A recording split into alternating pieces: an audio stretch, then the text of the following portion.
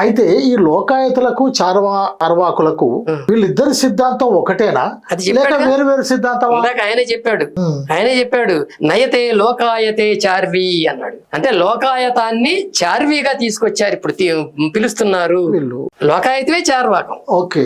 కాకపోతే పదం మారింది అంతే. చార్వి నుంచి చార్విక అనే పదం వచ్చింది, తర్వాత చార్వాక.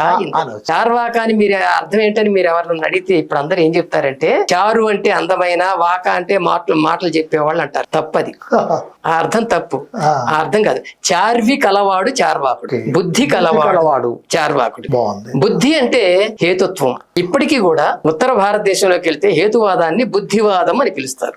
అది సంస్కృత పదం. ఈ లోకాయత లేక చార్వాక వీళ్ళు చెప్పినటువంటి భౌతికవాదం, ఆ సిద్ధాంతం ఏమిటి క్లుప్తంగా కొంచెం? ఓకే. అయితే ఇది ఈ చార్వాకవాదం వచ్చిన తర్వాత ఇక నుంచి చార్వాకం అని పిలుద్దాం మనం. ఓకే. వచ్చిన తర్వాత చాలా మందిలో దీని ప్రభావం పడింది, పండితుల్లో కూడా. మహాభారతం, రామాయణం, ఇంకా పురాణాలు, తర్వాత వివిధ తత్వశాస్త్ర గ్రంథాలు, వీటన్నిటిలో కూడా చార్వాకం గురించి మనకి మన భౌతికవాద వారసత్వాన్ని గురించి మనమే స్టడీ చేయట్లేదు, కానీ వైదికార్యులు వాళ్ళ గ్రంథాల్లో మొట్టమొదటిగా చార్వాకవాదాన్ని చెప్పిన తర్వాతనే వాళ్ళ వాదాలను చెప్పేవాళ్ళు. ఇది గమనించాలి. మనకు లేని ఇంపార్టెన్స్ వాళ్ళు ఇచ్చారు దానికి. గ్రేట్. అది మనం చెప్పట్లేదు ఎక్కడ.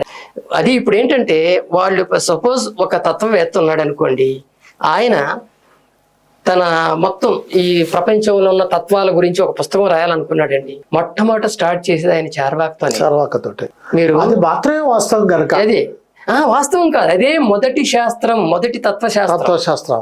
అందుకని దానిలో ప్రారంభిస్తాడు. 14వ శతాబ్దంలో మాధవాచార్యుడని, సాయణ మాధవుడు అంటారు అతన్ని, విజయనగర సామ్రాజ్యాన్ని స్థాపించడానికి ఆయనే కారకుడు. హరిహర రాయలు, బుక్కరాయలు దాన్ని స్థాపించడానికి ఆయన గురువు. వాళ్ళకి విద్యారణ్య స్వామి అని కూడా అంటారు ఆయన్ని.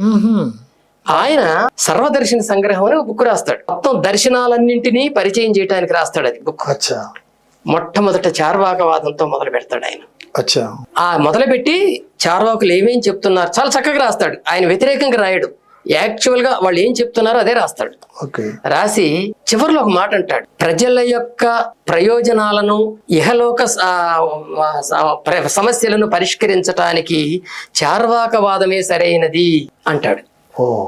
అని చార్వాకవాదాన్ని ఖండించాలని చాలా మంది ప్రయత్నం చేస్తారు, కానీ దురుచ్ఛేదం హి చార్వాకస్య చేష్టితం అంటాడు చివరికి. చార్వాకవాదాన్ని ఖండించడం ఎవరి వల్ల కాదు. ఆయన ఇచ్చిన సర్టిఫికెట్ అది మనకి. విద్యారణ్య స్వామి, మాధవాచార్యుడు 14వ శతాబ్దంలో. అలాగా చాలా పుస్తకాల్లో ఉన్నాయి. మహాభారతంలో శాంతి పర్వంలో చార్వాకుడు అనే ఒక పాత్ర ఉంటది. రామాయణంలో జాబాలి అనే ఒక పాత్ర ఉంటది. సో ప్రతి దాంట్లో మీరు భాగవతంలో వేణ మహారాజు అనే ఒక పాత్ర ఉంది. అట్లా దేనిలో చూసుకున్నా వీళ్ళ గురించి ఉంది. కాకపోతే వాళ్ళు దాంట్లో చెడుగా చూపిస్తారు, వాళ్ళకి వ్యతిరేకం కాబట్టి. కానీ తత్వవేత్తలు మాత్రం వాళ్ళ గొప్పతనాన్ని చాటి చెప్పారు. అది. సో ఇది దీనిలో ఉన్న ముఖ్యాంశాలు ఏంటి అని అడిగారు.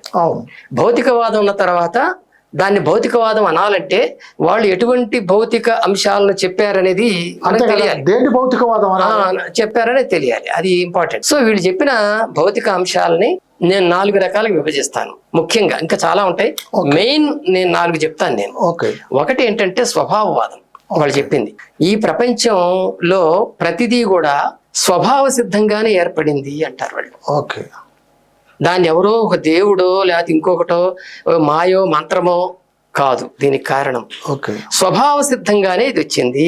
స్వభావ అంటే ప్రకృతి అనే దానికి ప్రతిదాన్ని కూడా ఏర్పాటు చేసే శక్తి, దాన్ని నాశనం చేసే శక్తి కూడా ఉంది. కాబట్టి ఎవరు దాని గురించి చేయక్కర్లేదు అని వాళ్ళు స్వభావవాదం చెప్పారు. మీకు ఇక్కడ మహాభారతంలో భీష్మ పర్వం అనే దాంట్లో ఒక కొటేషన్ ఉంది. నకర్తృత్వం నకర్మాణి లోకస్య సురజతి ప్రభు నకర్మ సఫల సంయోగం స్వభావస్తు ప్రవర్తతే అని చార్వాకులు చెప్తారని అందులో చెప్పారు. అంటే ఈ ప్రపంచంలో దేనిని ఎవరు చేసేవాళ్ళు లేరు, దేనిని చెడగొట్టేవాళ్ళు లేరు. అదంతా కూడా స్వభావ సిద్ధంగానే జరుగుతోంది అని చెప్పి చార్వాకులు అంటారని చెప్పి గిట్టించటం గాని గిట్టించటం గాని అనేది అది ఏ ప్రభువు వచ్చి చెప్పడం కాదు, ఏ ప్రభువు వచ్చి చేయడు ఆ పని, ఏ దేవుడో వచ్చి చేయడు, అవి సహజంగానే జరుగుతుంటాయి అని చెప్పారు. ఇంకా సర్వసిద్ధాంత సంగ్రహం అనే దాంట్లో శిఖినిస్ చిత్రయేత్ కోవా కోకిలాన్క ప్రకూలయే స్వభావ వ్యతిరేకేణ విద్యతే నాత్ర కారణం అన్నారు వాళ్ళు. చార్వాకులు ఈ విధంగా ఉంటారని చెప్పి ఆ సర్వసిద్ధాంత సంగ్రహం రాసిన వ్యక్తి చెప్పాడు వాళ్ళ వాదాన్ని వినిపిస్తూ. అంటే నెమళ్ళు ఉన్నాయి, నెమళ్ళకి రకరకాల రంగు పింఛాలు ఎవరిచ్చారు? కోకిలకి అంత మధురమైన కంఠం ఎవరిచ్చారు? ఇవన్నీ స్వభావ సిద్ధంగానే జరుగుతున్నాయి తప్ప ఎవరో ఒకరిచ్చినవి కాదు అని చార్వాకులు అంటారని చెప్పి చెప్పాడు. అగ్నిరుష్ణో జలం శీతం సమస్పర్శస్తథా నిలహ కేనేదం చిత్రితం తస్మాత్ స్వభావా తరిహి అవస్థితి అని చెప్పంటాడు. ఎక్కడ ఇది కూడా దర్శన సంగ్రహం. అగ్నికి వేడి ఉంటుంది, నీటికి చల్లదనం ఉంటుంది, గాలికి ఈ రెండు ఉంటాయి సమానంగా. అగ్ని ఉంటది, వేడి ఉంటది, చల్లదనం ఉంటది. ఇవన్నీ వీటికి ఎలా వచ్చాయి? స్వభావ సిద్ధంగానే వచ్చాయి, ఎవరో కల్పించినవి కాదు. అలాగే ప్రపంచంలో ప్రతిదానికి ఒక స్వభావం ఉంటుంది, అది సహజంగానే వస్తుంది అని దాంట్లో చెప్పారు. నకంటకానాం ప్రకృతి తైక్ష్ణ్యం విచిత్ర భావం మృగపక్షిణాంచ మాధుర్యం ఇక్షో కటుతాంచ నింబే స్వభావతః సర్వమిదం ప్రవృత్తం అని వరాహమిహిరుడు రాసిన బృహత్ సంహితకి వ్యాఖ్యానం చెప్తూ ఒక అతను పండితుడు రాస్తాడు. ఇది చార్వాకుల వాదం ఎలా ఉంటుందని. నా కంటకానం ప్రకరోతి తైష్ణ్యం, ఎవ్వరు కూడా ముళ్ళుకి పొదును ఎవరో ఇచ్చింది కాదు. అలాగే రకరకాల మృగాలున్నాయి, పక్షులున్నాయి, వాళ్ళకి రంగులున్నాయి, వాటికి కోతలు వేరున్నాయి, అరుపులు వేరున్నాయి, ఆహారం వేరుంది. ఇవన్నీ కూడా ఒకళ్ళు ఇచ్చినవి కాదు, అవి అలాగే సహజ సిద్ధంగా వచ్చినాయి. చెరుకుకి తీయదనం ఎవరిచ్చారు? అలాగే వేపకి చేదుదనం ఎవరిచ్చారు? అవి సహజంగా వచ్చినాయి, ఒకళ్ళు ఇచ్చినవి కాదు అని చెప్పి చార్వాకులు అంటారని చెప్పి ఆయన కోట్ చేస్తాడు దాన్ని. అలాగే అపరే లోకాయితిక స్వభావం జగత కారణమాహు స్వభాదేవ జగద్ విచిత్రం ఉత్పద్యతే స్వభావతో విలయం యాతి.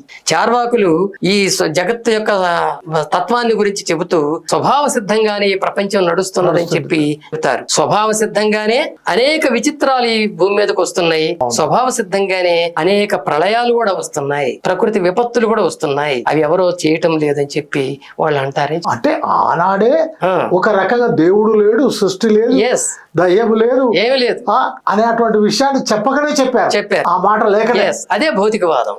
రెండోది వాళ్ళు చెప్పింది ఇంకొకటి అద్భుతమైనటువంటిది ఏంటంటే ప్రత్యక్ష ప్రమాణం. ప్రమాణం అనే పదం మనం చాలా వాడుతుంటాం. అవును, ప్రమాణం అంటే ఏంటి? అది కొలత అనుకుంటుంటాం మనం. వాళ్ళు ఏమన్నారంటే ప్రమా అంటే జ్ఞానం, ప్రమాణం అంటే జ్ఞానాన్ని కొలిచేది, జ్ఞానం ఎలా వస్తుందో చెప్పేది ప్రమాణం.